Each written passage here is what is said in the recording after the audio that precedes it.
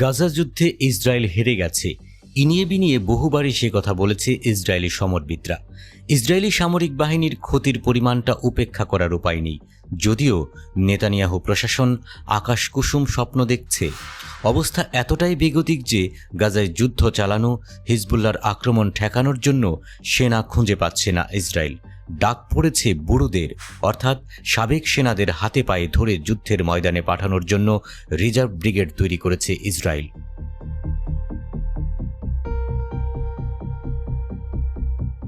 এত কিছুর পরও গোঁ ধরে বসে আছে ইসরায়েলের প্রধানমন্ত্রী বেনিয়ামিন নেতানিয়াহু।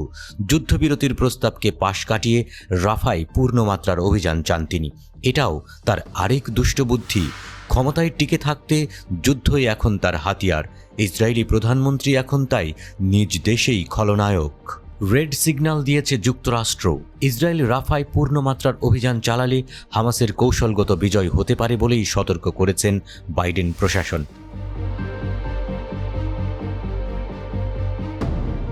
ইসরায়েলকে হুঁশিয়ার করে ওয়াশিংটন বলছে, নেতানিয়াহু প্রশাসন পরিকল্পনা মতো গাজার রাফায় সর্বাত্মক অভিযান চালালে তা হামাসকে কৌশলগত বিজয় এনে দিতে পারে। হোয়াইট হাউসের জাতীয় নিরাপত্তা মুখপাত্র জন কির্বি এই সতর্কবার্তা দিয়েছেন।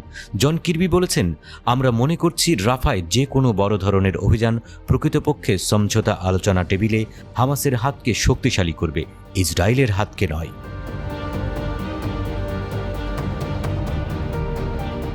ইসরায়েল রাফায় অভিযান চালালে দেশটির সামরিক সরঞ্জাম পাঠানো স্থগিত করা হবে, জানিয়েছিলেন যুক্তরাষ্ট্রের প্রেসিডেন্ট জো বাইডেন। তার এমন ঘোষণার পরদিনই নিজের মন্তব্য জানালেন জন কির্বি।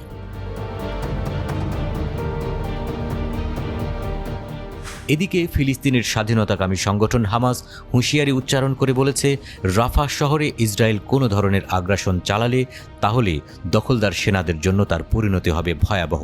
হামাস সুস্পষ্ট জানিয়ে দিয়েছে, রাফা শহরকে সুরক্ষা দেওয়ার জন্য তারা সম্পূর্ণভাবে প্রস্তুত। হামাসের কথা আর কাজে মিল খুঁজে পাওয়া যাচ্ছে। গাজায় ঢুকছে ইসরায়েলি সেনারা, এমনকি রাফাতেও ইসরায়েলি সেনাদের উপর ভয়াবহ হামলার খবর পাওয়া গেছে। হামাস হুঁশিয়ারি উচ্চারণ করে বলেছে, আল কাসাম ব্রিগেডের নেতৃত্বাধীন সাহসী যোদ্ধারা আমাদের জনগণকে রক্ষার জন্য সম্পূর্ণভাবে প্রস্তুত। এদিকে গার্ডিয়ানের প্রতিবেদনে বলা হয়েছে, হামাস ও ইসরায়েল যদি যুদ্ধবিরতি ও বন্দি বিনিময় নিয়ে একটি চুক্তিতে পৌঁছাতে চায় তাহলে দুই পক্ষকে অবশ্যই আরও নমনীয়তা দেখাতে হবে। মিশর তেমনটাই বলছে। বল এখন ইসরায়েলের কোর্টে বলে উল্লেখ করেছে তারা। যুদ্ধবিরতির আলোচনায় মধ্যস্থতাকারীর ভূমিকা পালন করে আসা মিশরের পররাষ্ট্র মন্ত্রণালয় এক বিবৃতিতে একথা জানিয়েছে। ইসরায়েলি বাহিনী রাফা শহরের পূর্বাঞ্চল থেকে কয়েক লাখ মানুষকে সরে যাওয়ার নির্দেশনা জারি করেছে। পুরো গাজা উপত্যকার মোট জনগোষ্ঠী 23 লাখেরও কাছাকাছি। সেখানে শুধুমাত্র এই রাফা শহরেই প্রায় 17 লাখ ফিলিস্তিনি অবস্থান করছেন।